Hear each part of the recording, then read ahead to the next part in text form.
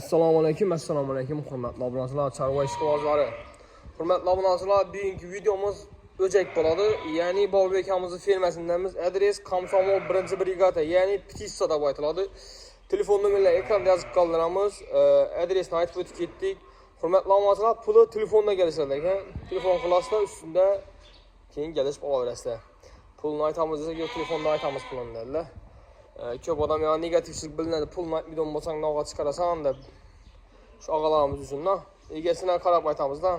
Egasini desa shu bo'ladi.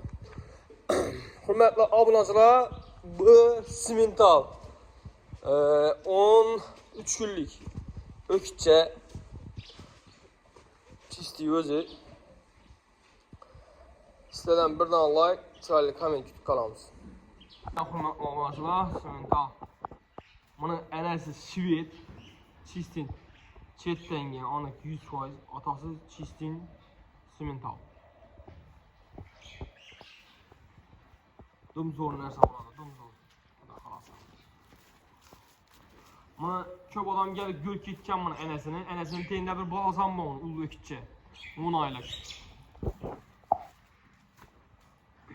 Şunu balası, ikisine əməllər bomundurdu enesini, arqa balasam üstəmədi, bağım üstəmədi. Hurmatlı obunachilar. Boyları belənd, əcayib nəsə, tuyaqları uzun tuyaq, iri tuyaq, stakan tuyaq, alt tumşuq, alt kiprik, Zavaskoy tuxum kəllərlə. Hurmatlı obunachilar.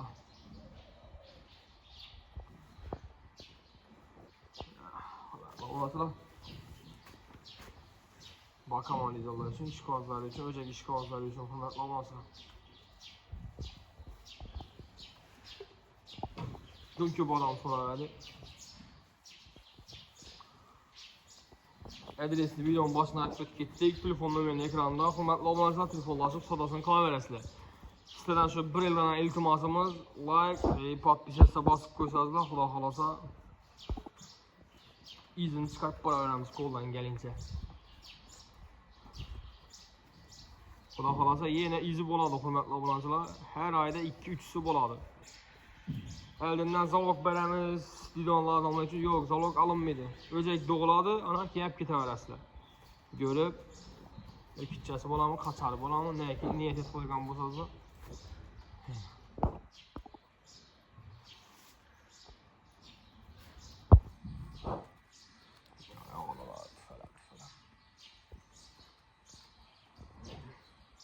Gördük, 2 hektara görecek.